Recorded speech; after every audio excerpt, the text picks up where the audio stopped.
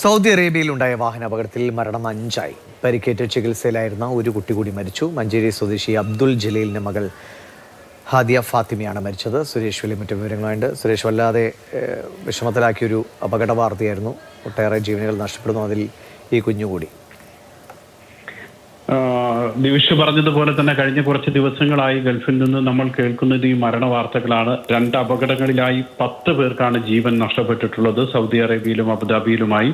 ഇപ്പോൾ ഒടുവിലായി നമ്മൾ കേൾക്കുന്നത് 10 വയസ്സുകാരിയായ ഹാദിയ ഫാത്തിമയുടെ മരണം തന്നെയാണ്.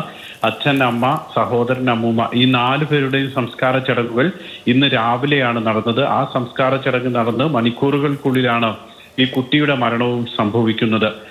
വെള്ളില സ്വദേശി അബ്ദുൽ ജലീലിന്റെ ഭാര്യ തസ്ന, 13 വയസ്സുകാരൻ ആദിൽ, ജലീലിന്റെ മാതാവ് മൈമൂനത്ത്, 73 വയസ്സാണ് മൈമൂനത്തിന്. ഇവരാണ് സൗദി അറേബ്യയിൽ ശനിയാഴ്ച പുലർച്ചെ ഉണ്ടായിട്ടുള്ള അപകടത്തിൽ മരിച്ചത്. ജിദ്ദ മദീന റോഡിൽ ഇവർ സഞ്ചരിച്ചിരുന്ന വാഹനം കാർ ഒരു ട്രെയിലറുമായി കൂട്ടിയിടിച്ചായിരുന്നു അപകടം.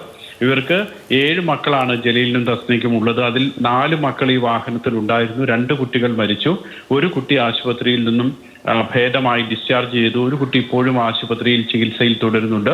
നാട്ടിലുണ്ടായിരുന്ന 3 മക്കൾ അവരുടെ സഹോദരങ്ങൾക്കൊപ്പം, ജലീലിന്റെ സഹോദരങ്ങൾക്കൊപ്പം വീണ്ടും ഇപ്പോൾ സൗദിയിൽ എത്തിയിട്ടുമുണ്ട്.